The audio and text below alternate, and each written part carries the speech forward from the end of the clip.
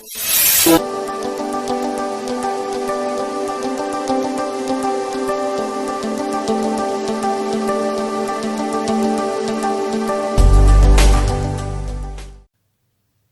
And hello everyone. इस lecture के अंदर अपन एक्सरसाइज 4.1 कंटिन्यू करने वाले हैं। प्रीवियस लेक्चर के अंदर अपन ने थ्योरम नंबर 3 देखा था, फिर अपन ने एक्सरसाइज 4.1 उसका क्वेश्चन नंबर 1 क्या किया था, सॉल्व किया था। अभी अपन क्वेश्चन नंबर 2 की तरफ जाएंगे। एक्सरसाइज कौन सी अपने पास में, 4.1। क्वेश्चन नंबर 2 क्या बोलता है, find the separate equation of the lines represented by the following equation.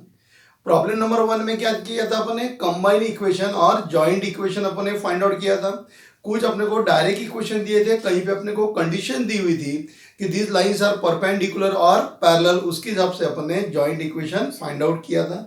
अभी अपने क्या करना है, find out the separate equation. ये जो मुझे यहाँ पे इक्वेशन दिया हुआ है, ये इसके क्या करना है, मुझे सेपरेट इक्वेशन क्या करना है, फाइंड आउट करना है। क्यों? क्योंकि ये जॉइंट इक्वेशन है। जॉइंट कौन सा इक्वेशन है, ये जॉइंट इक्वेशन है। जॉइंट इक्वेशन आपको मालूम है ना, ये फॉर्म में रहता है आपका ax square plus twice hxy plus by square. Okay, तो ये मेरे पास में जॉइंट इक्वेशन है। यहां से मुझे क्या करना है, इसको सेपरेट इक्वेशन फाइंड आउट करना है। ओके, तो कैसा सॉल्व करेंगे अपन इसको। ये हो गया मेरे पास में 3y square plus 7xy equal to 0। Take out the y common, so 3y plus 7x equal to 0. So therefore y equal to 0 and 3y plus 7x equal to 0.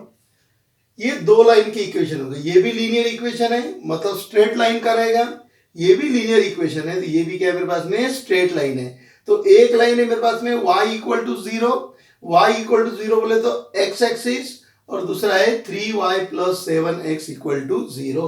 So these are the separate equation of the given lines. यहां पे लिख देंगे the separate equation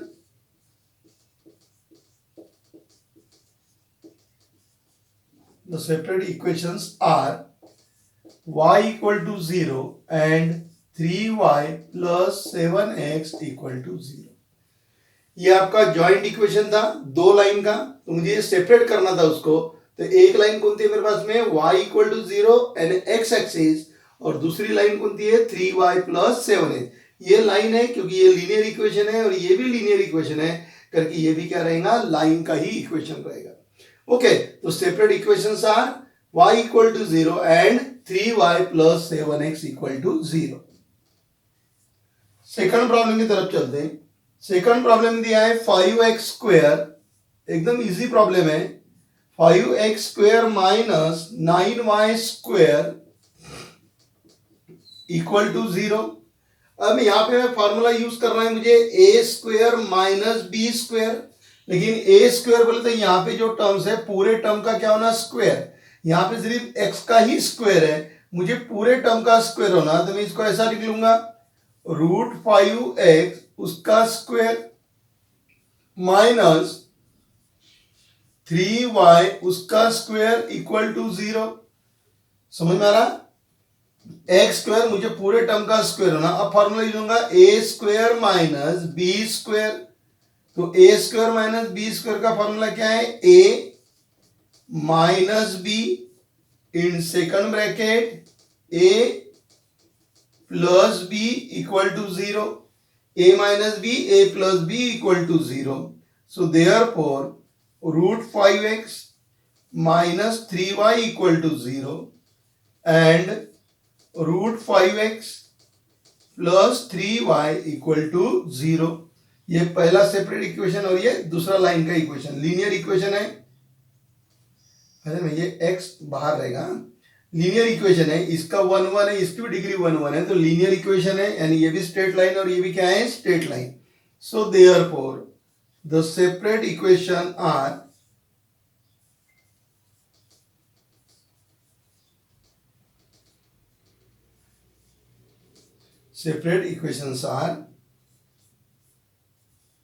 √5x minus 3y equal to 0 and √5x plus 3y equal to 0। अरे मैं एकदम simple problem है आपके। Third number का प्रॉब्लम, थर्ड नंबर के प्रॉब्लम में क्या दिया हुआ है आपको, x square minus 4xy equal to 0। जैसा अपने प्रॉब्लम नंबर 1 सॉल्व किया था वैसा ही सॉल्व करेंगे। तो यहां से मैं x कॉमन निकाल लेता हूं, तो x minus 4y equal to 0। So x equal to 0 and x minus 4y equal to 0। पहली लाइन x इक्वल टू 0 मतलब y एक्सिस, और ये x माइनस 4y, दो ही क्या हो गए उसके सेपरेट इक्वेशन हो गए। So therefore the separate equations are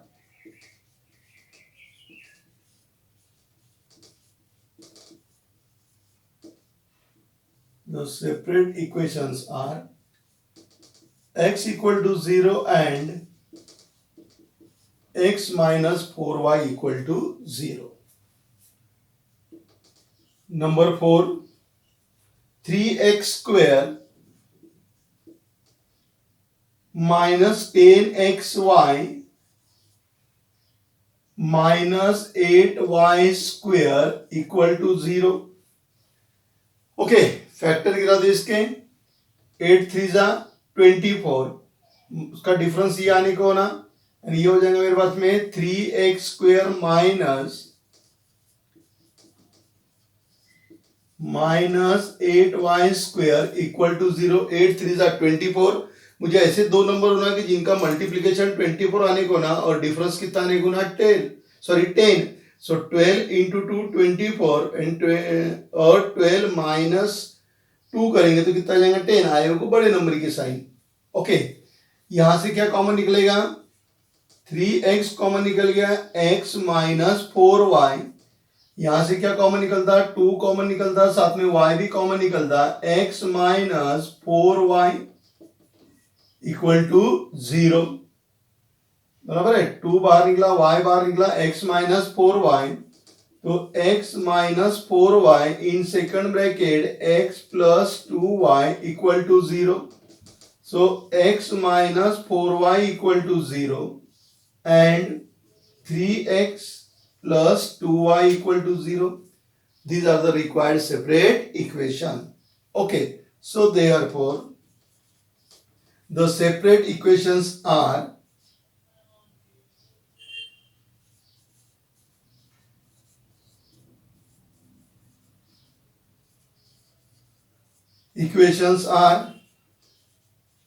x minus 4y equal to 0 and 3x plus 2y equal to 0। अरे ना सीधा सीधा अपन क्या कर रहे हैं, उसको फैक्टर गिरा रहे हैं, उसको जो भी आपको इक्वेशन दिया हुआ है उस इक्वेशन के क्या हो रहा है, अपने फैक्टर गिर रहे हैं। फिफ्थ नंबर का problem number 5, 3x square minus 2√3 x into y minus 3y square equal to 0। 3x square minus 2√3x into y minus 3y square equal to 0। चलिए इसके फैक्टर गिराते हैं अपन। 3 3 जा कितना हो गया 9, 3 3 जा 9। अब मुझे ऐसे दो नंबर लेना है कि जिस दो नंबर का मल्टीप्लीकेशन 9 आने को होना और माइनस साइन है, मतलब क्या आने को ना डिफरेंस, और क्योंकि माइनस अगर प्रोडक्ट आता है तो क्या लेते हैं अपन डिफरेंस, और डिफरेंस आने को ना 2√3। तो इसको लिख सकता हूं मैं 3x square minus 3√3x into y plus √3xy minus 3y square equal to 0। इसका इसका मल्टीप्लीकेशन करके देखो, -9 आता क्या नहीं, √3 इंटू √3 कितना हो गया 3, 3 3 जा कितना हो गया 9, यानी -9 आ गया बराबर। फिर अभी मैंने ये भी √3xy, इसका कोएफिशिएंट 1 है, इसका कोएफिशिएंट -3 है, -3 प्लस 1 कितना गया -2। क्या कॉमन निकालते हैं, यहाँ पे 3 है, तो ये 3 को मैं ऐसा लिख देता हूं √3 into root 3x² 3√3 x into y √3 x into y minus √3 equal to 0। सो क्या कॉमन निकलेगा यहां से, इधर √3 इधर √3, तो √3 बाहर ले लिया, साथ में x बाहर आ जाएगा, तो √3 और x बाहर आ गया तो क्या रहेगा अपने पास में √3x माइनस 3y। ओके, यहां से क्या कॉमन निकलेगा प्लस √3 दोनों टर्म में है, साथ में y भी है तो उसको भी बाहर निकाल लिया, यानी यहां क्या बच गया √3 बाहर निकाल लिया। कुछ गलत हो रहा है इसमें, √3 अगर मैं बाहर निकाल लेता हूं तो √3 बाहर निकाल लिया तो देखिए कुछ एडजस्टमेंट हो रहा क्या, क्योंकि इधर 3y आ गया उधर x हो गया, तो √3 बाहर आने को ना यहां से 3 बाहर आएगा। अरे मैं ये अपने गलत कर दिया थोड़ा सा। ओके, तो यहां से क्या करते अपन 3 बाहर ले लेते, यहां से 3 बाहर हो गया, साथ में x बाहर हो गया, 3 और x बाहर ले लेते हो गया x माइनस √3y। वैसे इधर से करेंगे प्लस √3y बाहर ले लिया, √3y बाहर ले लेते, यहाँ पे x रह गया माइनस 3 है, 3 में से √3 बाहर आ गया तो अंडर √3 रह गया, और y² में से y बाहर आ गया तो क्या रह गया माइनस √3y। अब पहला bracket x minus √3y 3x plus √3y equal to 0। So therefore x minus √3y equal to 0 and 3x plus √3y equal to 0। पहला इक्वेशन क्या मिला आपको, x minus √3y equal to 0, और दूसरा equation 3x plus √3y equal to 0। So therefore the separate equations are x minus √3y equal to 0 and 3x plus √3y equal to 0। Okay, समझ में आ गया। अब आप इसको नोट डाउन कर लीजिए, फिर अपन चलेंगे प्रॉब्लम नंबर 6 की तरफ चलेंगे। ओके, एकदम सिंपल आपको प्रॉब्लम दिए थे, क्या करना था आपको, जो भी आपको इक्वेशन दिया है उस इक्वेशन के क्या गिरा रहे अपन, फैक्टर गिरा रहे। देखो product equal to 0, product equal to 0, product equal to 0, product equal to 0, यहां पर भी प्रोडक्ट इक्वल टू 0। जब प्रोडक्ट इक्वल टू 0 आने मतलब क्या कर रहे हैं अपन, उसके फैक्टर गिरा रहे। ओके, तो नोट डाउन इट, फिर अपन चलेंगे प्रॉब्लम नंबर 6 के तरफ।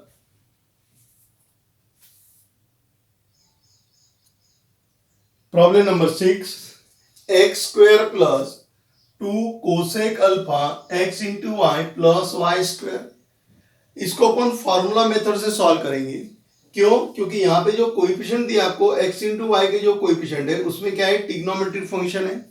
इसके पहले अपने ऐसे प्रॉब्लम सॉल्व किए, लेकिन वहां पे क्या थे, जो भी आपके कोएफिशिएंट थे वो कैसे थे, न्यूमेरिकल थे। यानी देखिए आप 4th नंबर के प्रॉब्लम में आपका था -10x, 5th नंबर के प्रॉब्लम था -2√3 आइडल में। तो यहाँ पे क्या दिया हुआ है, कोसेक अल्फा दिया हुआ है, यहाँ पे न्यूमेरिकल नहीं है। x इंटू वाई के जो कोएफिशिएंट है वो कोएफिशिएंट न्यूमेरिकल है क्या, नहीं है आइडल में। तो इसको क्या करेंगे अपन, ये जो अपने को इक्वेशन दिया हुआ है इस इक्वेशन को अपन फार्मूला मेथड से क्या करेंगे, सॉल्व करेंगे। फार्मूला मेथड से सॉल्व करना, तो यहाँ पर तो मेरे पास में 2 वेरिएबल है, एक x और दूसरा y। कितने वेरिएबल मेरे पास में, 2 वेरिएबल है। तो मैं क्या करता हूं, ये जो मुझे इक्वेशन दिया है इस इक्वेशन को मैं ऑक्सिलरी में कन्वर्ट कर लेता हूं, यानी m के फॉर्म में कन्वर्ट कर लेंगे अपन, और फिर m के फॉर्म में कन्वर्ट करने के बाद में क्या करेंगे, उसको सॉल्व करेंगे। क्यों, क्योंकि फॉर्मूला मेथड से अगर सॉल्व करना है तो अपने को कितने वेरिएबल होना, सिंगल वेरिएबल में होना चाहिए।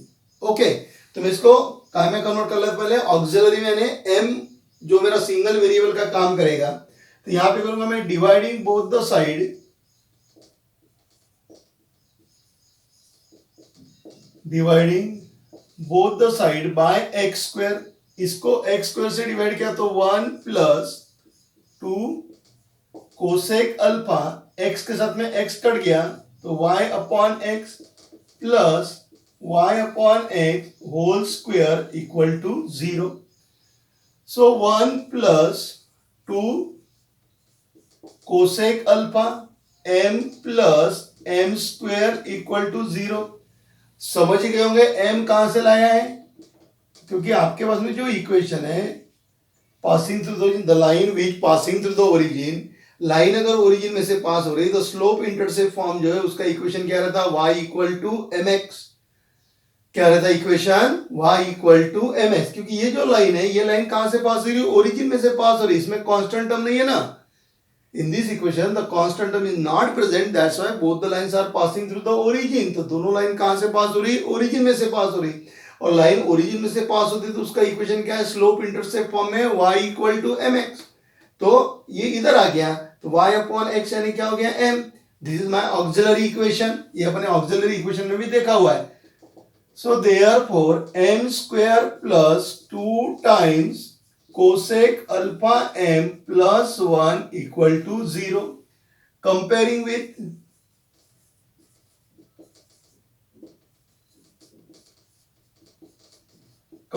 with am square plus bm plus c equal to 0।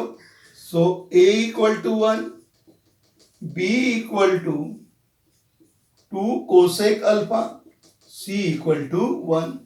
So therefore by formula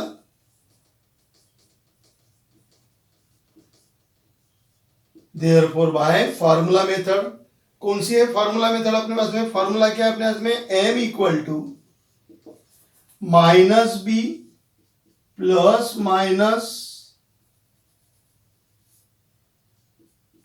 minus under root B square minus 4ac upon twice A.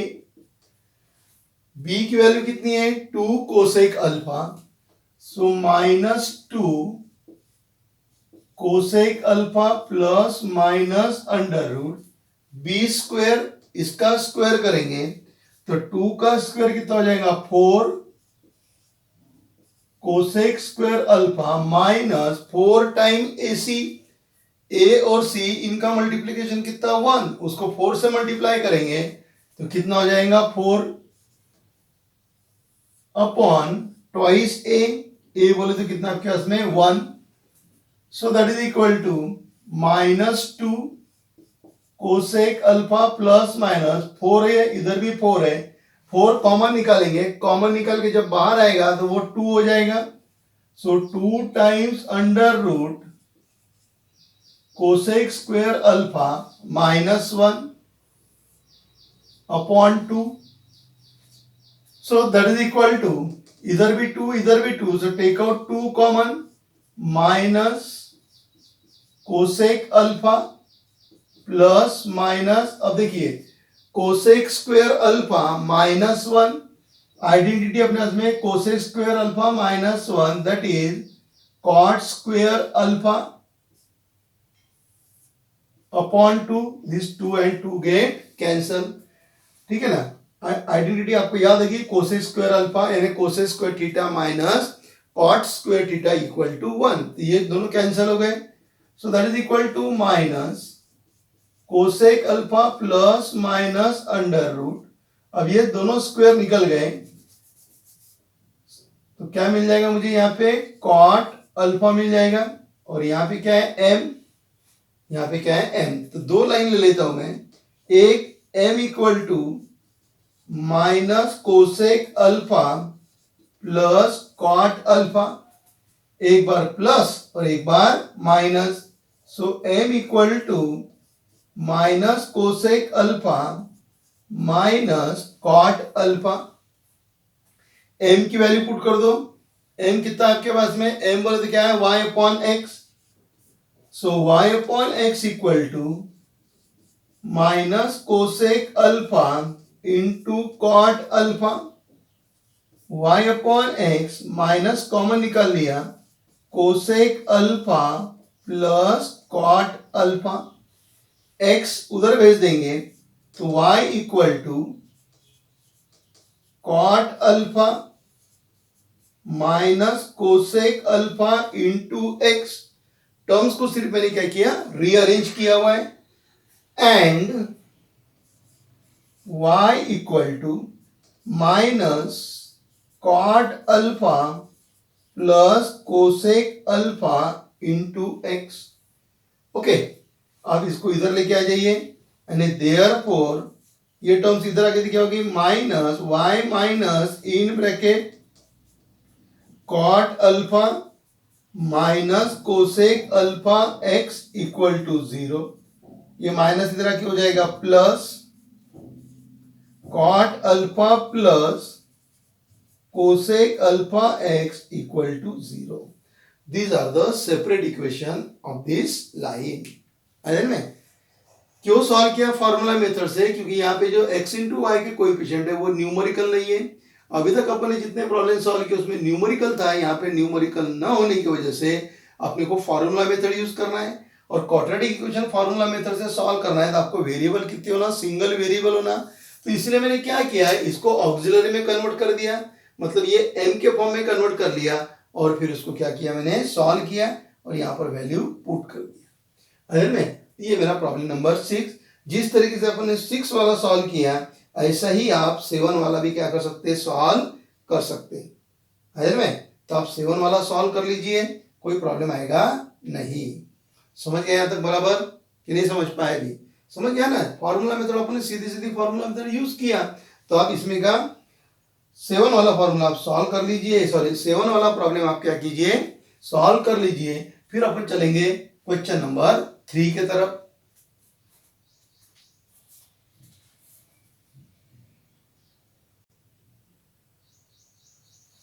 Problem number 3, उसमें का 1 क्या दिया हुआ है, 3rd नंबर के प्रॉब्लम में, find the joint equation of a pair of line passing through the origin. Joint equation find out करना है अपने को। अब जॉइंट इक्वेशन फाइंड आउट करना है मतलब 2 लाइन लगेंगी, और दोनों लाइन कहां से पास हो रही, ओरिजिन में से, which are perpendicular to the line represented by. अरे में एक और कंडीशन दिया उसने, अपने को क्या करना है, जॉइंट इक्वेशन फाइंड आउट करना है। जॉइंट इक्वेशन फाइंड आउट करने के लिए 2 लाइन लगेंगी, ओके, और वो दोनों लाइन, ये जो लाइन है इस लाइन की, इसको क्या है, परपेंडिकुलर है। अब देखिए ये आपका गिवन इक्वेशन है, ये कौन सा है आपका गिवन इक्वेशन। गिवन इक्वेशन जो आपको दिया है वो भी जॉइंट इक्वेशन है। इधर मैं थोड़ा सा समझाने की कोशिश करता हूं आपको। 2 चीजें मेरे पास में, एक है गिवन और दूसरा है मेरा रिक्वायर्ड इक्वेशन। गिवन इक्वेशन जो है वो भी कौन सा है, जॉइंट इक्वेशन है, और रिक्वायर्ड करना है वो भी क्या करना है मुझे, जॉइंट इक्वेशन ही लेना है। गिवन इक्वेशन जो है वो भी जॉइंट इक्वेशन है। जो मुझे इक्वेशन फाइंड आउट करना है, मतलब मेरा जो रिक्वायर्ड इक्वेशन है वो भी क्या है, जॉइंट इक्वेशन है। अब ये जॉइंट इक्वेशन है मतलब यहां से 2 लाइन रहेगी। कितनी लाइन रहेंगी, 2 लाइन। तो समझ लो मैं एक लाइन को u बोल देता हूं और दूसरी लाइन को क्या बोल देता हूं, v, यानी it is a joint equation of the line u and v। ये क्या है, जॉइंट इक्वेशन है, किसका, u लाइन और v लाइन का। मुझे जॉइंट इक्वेशन फाइंड आउट करना है, इसका मतलब मुझे 2 लाइन लगेंगी। तो मैं मेरी दो लाइन है वो लेता हूं, एक u डैश ले लेता हूं और एक क्या लेता हूं, v डैश। यानी मुझे जो जॉइंट इक्वेशन फाइंड आउट करना है वो क्या हो जाएगा मेरा, u dash dot v dash equal to 0। Joint equation हो ना, u and v with the 2 line, then their joint equation is u into v equal to 0। तो वही कांसेप्ट यहां पे यूज कर रहे हैं। Given equation it is the joint equation, ये भी जॉइंट इक्वेशन है। तो इसमें 2 लाइन है, पहले लाइन को u बोला, दूसरे लाइन को v बोल दिया। मुझे जो रिक्वायर्ड इक्वेशन फाइंड आउट करना है वो भी जॉइंट इक्वेशन फाइंड आउट करना है, मतलब मुझे भी 2 लाइन लगेंगी। तो एक लाइन को मैंने u डैश बोल दिया, दूसरी लाइन को क्या बोल दिया मैंने, v डैश। फिर उसने कंडीशन दिया है, क्या कंडीशन दिया है उसने, कि आपकी जो रिक्वायर्ड लाइन है, this required line is perpendicular to the given line. Required line is perpendicular to the given line, यानी ये हो गया आपका u dash perpendicular to u and v dash perpendicular to v। ये कंडीशन आपको दी हुई है। अरे में उसने बोला है कि जो आपकी रिक्वायर्ड लाइन है, जॉइंट इक्वेशन निकालना है ना, जॉइंट इक्वेशन के लिए क्या लगेंगे अपने को, दो लाइन लगेंगी। तो अपनी जो रिक्वायर्ड लाइंस है, that required lines is perpendicular to the given joint equation. तो ये गिवन जॉइंट इक्वेशन की दो लाइन है u और v। मुझे जो लाइन निकाला है उसको मैंने u डैश v डैश बोल दिया। कंडीशन दिया है कि रिक्वायर्ड लाइन की जो लाइन है वो गिवन लाइन को क्या है, परपेंडिकुलर है, which are perpendicular to the given line. Means this required line u dash is perpendicular to u, v dash is perpendicular to v। ये आपको दिया हुआ है। असल में प्रॉब्लम समझ में आ गया। जॉइंट इक्वेशन के लिए दो लाइन लगेंगी, u dash v dash. u dash किसको परपेंडिकुलर है, गिवन इक्वेशन के u लाइन को, v dash is perpendicular to the given equation of v। Okay, ये समझ में आ गया अभी। ओके, अब इसी का यूज करके अपन क्या करते हैं, इसको सॉल्व करते हैं। साथ में आपको परपेंडिकुलर बता देता हूं, अगर दो लाइन अगर परपेंडिकुलर है, if two lines are perpendicular then their product of slope is equal to -1। अरे मैं वो कंसेप्ट क्या करेंगे अपन यहाँ पे यूज करेंगे, कौन सा, m1 into m2 equal to -1 when the two lines are perpendicular। ये परपेंडिकुलर है तो वो कंसेप्ट अपने को यूज करना पड़ेगा। अरे में तो चलिए अब इसको सॉल्व करते हैं, उसको ध्यान में रखते हुए सॉल्व करेंगे। ये हो गया मेरे हाथ में 5x² minus 8xy plus 3y² equal to 0। It is given. Comparing with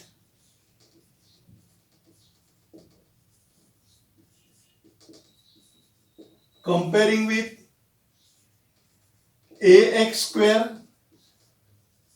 plus twice hxy plus by² equal to 0। क्योंकि ये कौन सा है, second degree equation in variable है, two variable in X and Y है ना, सेकंड डिग्री वाला equation है आपका। और ये भी कौन सा है, joint equation passing through the origin. ये भी joint equation of two line passing through the origin. ये भी joint equation of two line passing through the origin. तो इसलिए मैंने इसके साथ में क्या कर दिया, कंपेयर कर दिया। So therefore a equal to 5, twice h equal to -8 और b इक्वल टू कितना हो गया 3। a की वैल्यू 5, ट्वाइस h की वैल्यू -8 और b की वैल्यू क्या हो गई, 3 हो गई। Okay, let m1 and m2 be the slopes of given lines। m1 and m2 be the slopes of the given line। ये जो given line है उनके स्लोप क्या है, m1 और m2। so therefore m1 plus m2 sum of slope minus twice h upon b minus twice h की value कितनी है -8, b की वैल्यू कितनी है 3, so that is 8/3। Okay, product of slope that is equal to a upon b, sum of slope minus twice h upon b, product of slope a upon b। Theory में अपने देखा हुआ है इसको। a की value कितनी है 5/3। Okay, अब देखिए, let m1 and m2 be the slope of given lines. ये मेरी गिवन लाइन है एंड ये जो u लाइन है, u लाइन का स्लोप कितना हो गया m1 और इसका स्लोप कितना हो गया m2। m1 and m2 be the slope of the given line. Given line मेरी u और v है तो u लाइन का स्लोप m1 हो गया और v लाइन का स्लोप क्या हो गया m2। फिर नीचे की लाइन में therefore the slopes of required line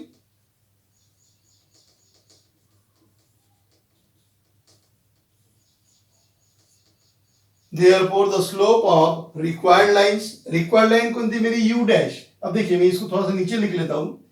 condition क्या है, u dash perpendicular u, u का स्लोप कितना है m1, u का स्लोप कितना है m1। u लाइन मैंने यहां पे ले लिया ना, m1 and m2 be the slope of given line. तो जो u लाइन है मेरी रिक्वायर्ड लाइन है उसका स्लोप m1 है तो slope of U dash equal to -1 upon slope of line u means -1 upon m1. Given line का slope m1. This line is perpendicular to the required line. Required line इसको क्या है, perpendicular. तो required line का slope क्या रहेगा, -1 upon m1. Perpendicular है ना, परपेंडिकुलर तो क्या हो गया, slope of line u dash into slope of line u equal to -1. तो slope of line u dash equal to -1 upon slope of line u. तो -1 upon m1. Therefore the slope of the required lines are, ये m1 है तो required line का slope क्या हो गया, -1 upon m1 and -1 upon m2. ये देखो, ये कंसेप्ट समझ में आएगा. रिक्वायर्ड लाइन m1, उसका वो क्या है, रिक्वायर्ड लाइन का स्लोप m1 और रिक्वायर्ड लाइन क्या है, परपेंडिकुलर है किसको, गिवन लाइन को. तो इसीलिए रिक्वायर्ड लाइन का स्लोप कितना हो जाएगा, -1 अपॉन m1. क्या हो जाएगा, -1 अपॉन m1, है ना में. ओके, अब ये रिक्वायर्ड लाइन का स्लोप मिल गया. therefore the equation of required lines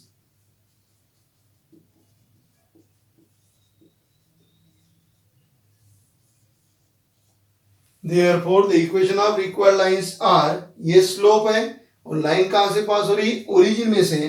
तो क्या हो जाएगा, y equal to m1x and y equal to, अरे लाइन अगर ओरिजिन में से पास होती है तो उसका फॉर्मेट क्या है, y equal to mx if the line is passing through the origin. Okay, ये दोनों लाइन कहां से पास हो रही, ओरिजिन में से पास हो रही. उसने बोला ये joint equation of the line passing through the origin. So these are the line passing through the origin. So required line is passing through the origin. तो उसका फॉर्म क्या रहेगा, y equal to mx. Slope कितना है, m stand for slope, तो slope कितना है, -1 upon m1. और जो v लाइन, v डैश आपकी लाइन है, उसका स्लोप कितना है, -1 अपॉन m2. ये इधर आ गया. So therefore m1y equal to -x, m2y equal to -x. So that is x plus m1y equal to 0, x plus m2y equal to 0. ये हो गई मेरी रिक्वायर्ड लाइन. और इनका क्या निकालना है मुझे, joint equation. So joint equation of required line, या रिक्वायर्ड जॉइंट इक्वेशन लिखो. Required joint equation, joint equation is u into v. required joint equation क्या हो जाएगा, x plus m1y into x plus m2y equal to 0. x into x, x square plus x इसको multiply कर दिया, m2xy, m1 से इसको multiply कर दिया, m1xy plus m1 m2 y square equal to 0. x square plus m2 plus m1 x into y, m1 into m2 y square equal to 0. So x square plus m1 m2 कितना है, 8/3. सो 8/3 x into Y.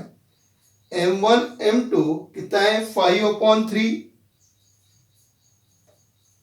y square equal to 0. Multiply both the side by 3. 3 से दोनों तरफ multiply किया, दिया हो गया 3x square plus 8xy plus 5y square equal to 0. 3x square plus 8xy plus 5y square equal to 0. देख लीजिए, problem समझ में आया कि this is the required joint equation. फिर से आपको समझा देता हूँ, है ना। मैं ये बहुत काम का पार्ट है, इसको ध्यान में रखते हुए मैंने ये सब कुछ लिखा हुआ है। उसने क्या बोला है, ये आपका गिवन लाइन का जॉइंट इक्वेशन है। वो बोलता है कि you have to find out the required joint equation, और required joint equation find out करना है, मतलब मुझे दो लाइन लगेंगी। एक लाइन को मैंने यू डैश बोल दिया, दूसरी लाइन को क्या बोल दिया, वी डैश। अब ये जो दोनों लाइन है, मतलब ये जो रिक्वायर्ड इक्वेशन जॉइंट इक्वेशन है, वो इसको क्या है, परपेंडिकुलर है।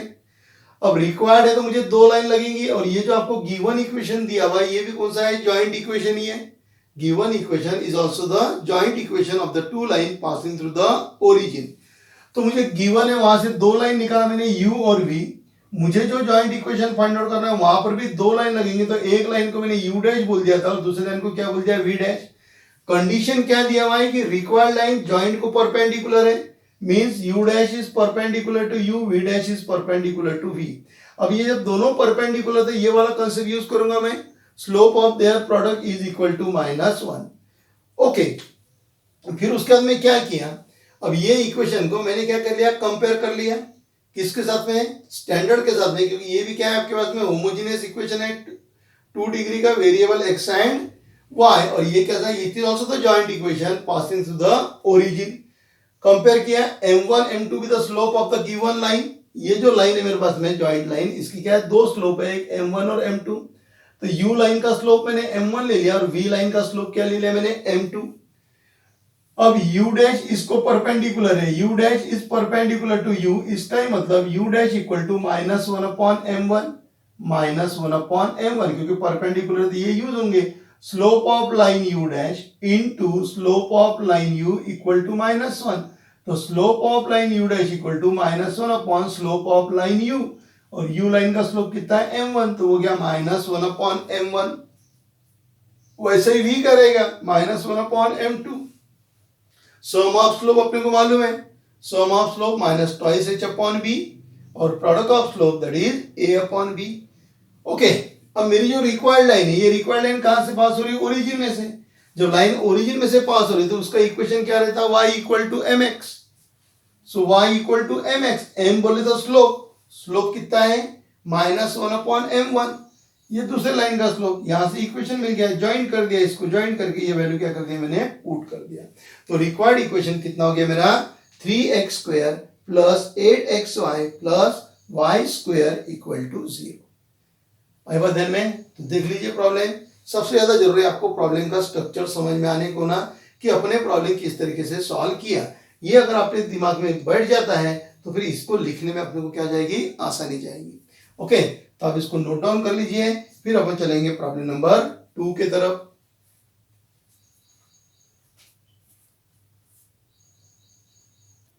सेकंड नंबर का प्रॉब्लम लिखा हुआ है। जिस तरीके से अपने प्रॉब्लम नंबर 1 सॉल्व किया, उसी तरीके से अपन प्रॉब्लम नंबर 2 सॉल्व करेंगे।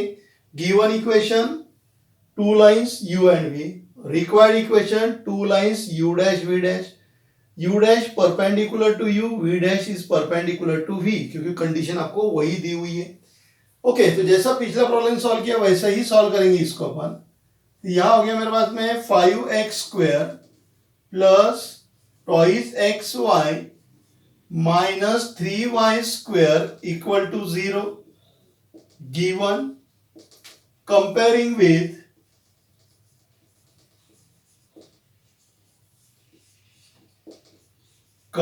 With ax² plus twice hxy plus by² equal to 0। So therefore a equal to 5, twice h equal to 2, b equal to -3। Let m1 and m2 be the slopes of given lines, with the slope of given lines। Okay, given line के slope क्या है, m1 और m2। So therefore sum of slope equal to minus twice h upon b minus 2 upon b की value -3, so that is 2/3। Product equal to A upon B, sum of slope कितना है minus twice H upon B, और product कितना है ए upon B.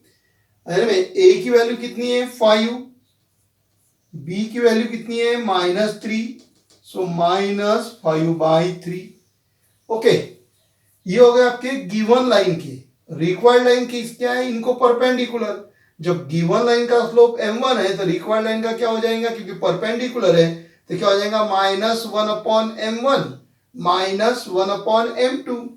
So therefore the slopes of required lines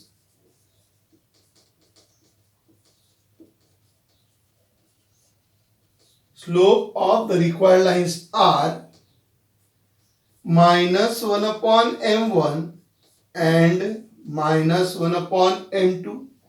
So therefore equation of required lines are, required line भी कहां से पास हो रही, ओरिजिन में से। ओरिजिन में से पास हो रही तो उसका फॉर्मेट क्या है, y equal to mx। m बोले तो स्लोप, तो क्या हो जाएगा y equal to -1/m1x and y equal to -1/m2x। ये इधर आ गया, so m1y equal to -x, m2y equal to -x, x इधर आ जाएगा तो क्या मिल जाएगा आपको, x plus m1y equal to 0, x plus m2y equal to 0। ये फर्स्ट लाइन, ये सेकंड लाइन, इनका क्या होना, जॉइंट इक्वेशन है। ये हो गया आपका u डैश और ये क्या हो गया v डैश, उसका joint equation. So therefore required joint equation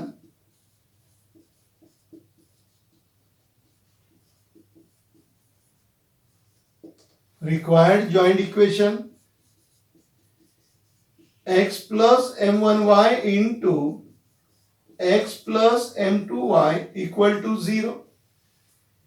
Okay, x into x, so that is x square plus x इसको मल्टीप्लाई कर दिया m2xy plus m1xy plus m1m2 y square equal to 0. So x square plus m1 plus m2x into y, m1 m2 y square equal to 0. x square sum of slope 2/3 है plus 2/3 x into Y, product of slope -5/3 y square equal to 0। Multiply both the side by 3 से multiply करो, 3x square plus twice xy minus 5y square equal to 0। Okay, so these are the required equation. This is the required joint equation of this line. आगे में 5x square plus 2xy minus 3y square। आई बात ध्यान में। तो जिस तरीके से अपने प्रॉब्लम नंबर 1 सॉल्व किया, सेम वैसा ही लॉजिक अप्लाई करके अपने क्या सॉल्व किया, प्रॉब्लम नंबर 2 सॉल्व किया। गिवन इक्वेशन जॉइंट इक्वेशन है, मतलब दो लाइनें u और v, ये u लाइन का स्लोप, ये v लाइन का स्लोप। रिक्वायर्ड जो है वो भी जॉइंट इक्वेशन है, वो कैसा है, परपेंडिकुलर है। तो रिक्वायर्ड लाइन का स्लोप कितना मिल जाएगा, क्योंकि रिक्वायर्ड लाइन इसको परपेंडिकुलर है। ये गिवन लाइन का स्लोप हो गया तो ये रिक्वायर्ड लाइन का स्लोप हो जाएगा परपेंडिकुलर होने की वजह से। पैरेलल अगर रहता तो m1 इक्वल टू वही minus m1 equal to m1, दोनों के स्लोप क्या रहेंगे, सेम रहते थे। तो slopes of the required line निकाला, फिर उसमें से ये अपने इक्वेशन यूज किया, because lines are passing through the origin. Line अगर ओरिजिन में से पास होती तो उसका इक्वेशन क्या रहता, y इक्वल टू mx, और उस तरीके से क्या किया अपने सॉल्व किया। अगर में तो नोट डाउन कर लीजिए इसको, फिर चलेंगे अपन प्रॉब्लम नंबर 3 के तरफ।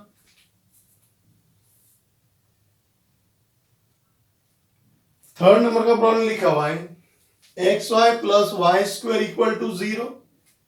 ओके, कंपेयर कर लेते इसको। अब यहाँ पे एक्स वाली टर्म कैसी है, गायब है ना, अब्सेंट है, तो जो टर्म अब्सेंट रहता है उसका कोएफिशिएंट क्या होता है, 0 होता है। सो कंपेयरिंग विथ पिछले दोनों प्रॉब्लम की तरह ही सॉल्व करेंगे। Comparing with A X square plus twice H X Y plus B Y square equal to 0।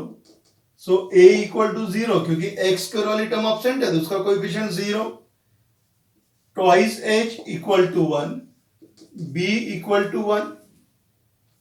Late m1 and m2 be the slopes of given lines. So therefore sum of slope equal to minus twice h upon b minus 1 and product of slope equal to a upon b, so that is equal to 0. Therefore the slope of required lines,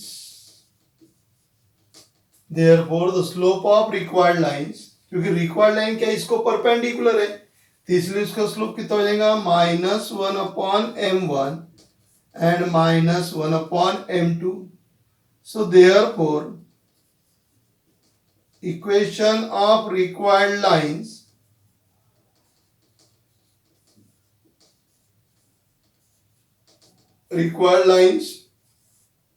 y equal to minus m1x, y equal to minus 1 upon m2x, ये इधर आ गया। और अब ये मेरे पास में हो गया m1y equal to minus X, m2y equal to minus X. So x plus m1y equal to 0, x plus m2y equal to 0। Required joint equation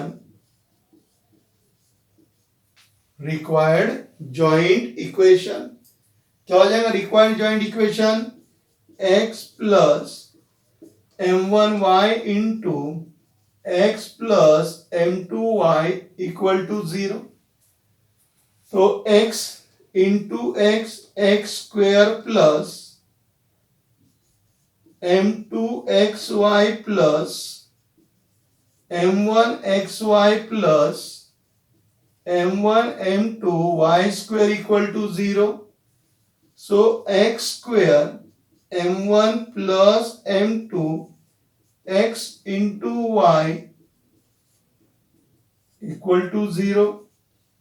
x square plus सम कितना है, -1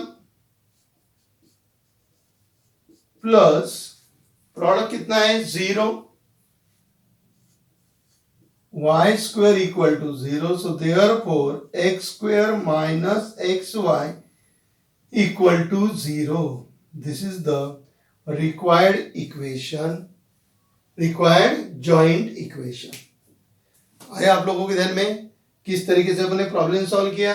तीनों प्रॉब्लम के अंदर वही लॉजिक यूज किया आपने, जो भी आपको इक्वेशन दिया उसको कंपेयर करके a ट्वाइस h, b की वैल्यू आपने निकाला, फिर m1 और m2 स्लोप है गिवन लाइन के, तो उनका स्लोप कितना हो गया, minus twice h upon b equal to -1।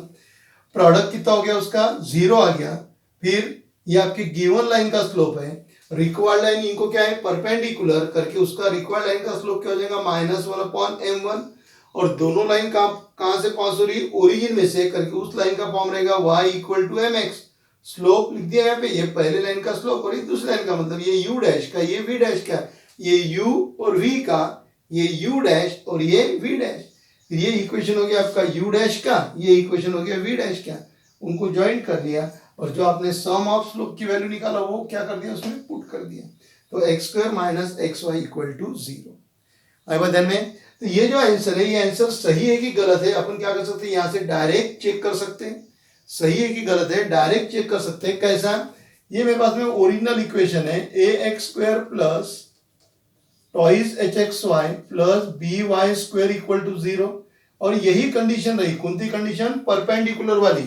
Find out the joint equation if the two lines are perpendicular to the given lines. वही कंडीशन रहेगी तो इसका आंसर क्या रहेगा? bx² minus twice hxy plus ay² equal to 0। ये उसका answer रहता है में। ये आपको सीईटी के काम में आता है। ओके क्या बताया मैंने? देखिए ax² plus twice hxy plus by² ये आपका गिवन इक्वेशन है और रिक्वायर्ड लाइन इसको क्या है? परपेंडिकुलर। तो उसका आंसर क्या आएगा? bx² minus twice hxy plus ay²। इनके कोएफिशिएंट इंटरचेंज होते हैं। y² का कोएफिशिएंट x² को जाएगा और x² का कोएफिशिएंट y² को जाएगा और ये बीच की साइन क्या होती है? चेंज। बीच की साइन चेंज होती है। ओके कि जैसे आपने देखा होगा आपका पहला प्रॉब्लम जो था, आपका पहला प्रॉब्लम क्या था? 5x² minus 8xy plus 3y²। देख लो इसका आंसर इसके हिसाब से क्या आएगा? इनके कोएफिशिएंट इंटरचेंज होंगे, ये 3 इधर आ जाएगा यानी आंसर आ गया आपका 3x²। इसकी साइन चेंज होती है प्लस 8xy और ये उधर चले जाएगा प्लस 5y² इक्वल टू 0। ये उसका आंसर था। यस और नो? ओके वैसे ही आपका दूसरा क्या था आपका? 5x² plus 2xy minus 3y² equal to 0। कर दो उसके कोएफिशिएंट इंटरचेंज। -3 इधर आ जाएगा, ये -3 हो गया। इसकी साइन चेंज हो जाएगी है ना। मिडल टर्म की साइन क्या होती? चेंज होती। y² का कोएफिशिएंट x² को जाएगा, x² का y² को और सिर्फ इसकी साइन क्या होती? चेंज होती। तो y² का कोएफिशिएंट x² को दे दिया, साइन चेंज कर दिया और x² कोएफिशिएंट y को दे दिया तो plus 5y² equal to 0। Minus से मल्टीप्लाई कर दो 3x² plus twice xy minus 5y² equal to 0। 3x² plus 2xy minus 5y² equal to 0। आई बात ध्यान में? तो ये शॉर्टकट ध्यान में रखना। ओके सीईटी जेडब्ल्यू वगैरह में आपको काम आएंगे, नहीं तो कम से कम ये प्रॉब्लम अगर पेपर में आया तो आंसर चेक करने के काम तो भी आएंगे। इसका भी देखो वैसा ही होगा। ओके क्या हो जाएगा? y² का कोएफिशिएंट किसको जा रहा है? x को। y² का कोएफिशिएंट कितना है? 1। कितना है? 1 यानी ये हो गया x²। इसकी साइन चेंज हो रही मिडल टर्म की, मिडल टर्म की साइन प्लस है चेंज हो रही है और इसका कोएफिशिएंट इसको जाएगा तो इसका कोएफिशिएंट इसको जाएगा तो 0 जाएगा। तो 0 इंटू y² कितना था? 0। मिल गया इक्वेशन। देखो आंसर बराबर है कि नहीं? x² minus xy equal to 0। आए दिन में यहां तक कुछ किसी को प्रॉब्लम? अच्छे तरीके से एक बार देख लो।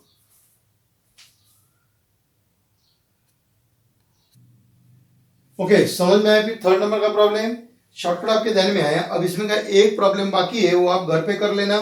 कौन सा प्रॉब्लम बाकी है? आपका पास में प्रॉब्लम है 3x² minus 4xy equal to 0। 3x² minus 4xy equal to 0। जिस तरीके से अपने इनको सॉल्व किया वैसे ही आप क्या कर लेना? इसको सॉल्व कर लेना। इसका आंसर क्या बन जाएगा? अब ये x² का जो कोएफिशिएंट है y को जाएगा, y है ही नहीं, मतलब y का कोएफिशिएंट कितना है? 0 यानी वो 0 इधर आ गया, ये हो गया 0x²।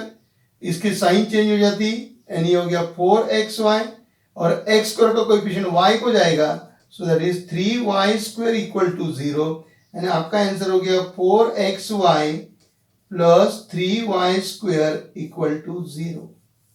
ये आपका आंसर आ जाएगा। ओके समझ में आया? तो इस लेक्चर में अपन यहां तक ही रुकेंगे।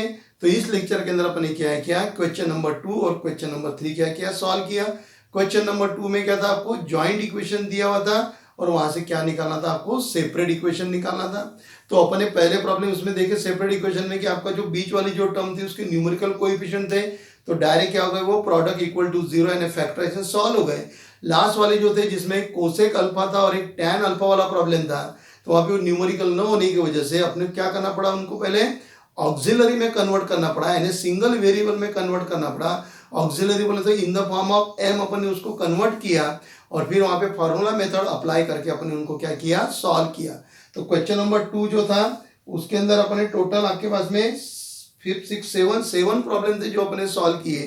क्वेश्चन नंबर 3 भी अपने सॉल्व किया। क्वेश्चन नंबर 3 में क्या दिया हुआ था कि रिक्वायर्ड लाइन जो है इसका जॉइंट इक्वेशन फाइंड आउट करना है और कंडीशन आपको दी थी कि रिक्वायर्ड लाइन में जो दो लाइंस है वो ये गिवन लाइन को क्या है, परपेंडिकुलर है।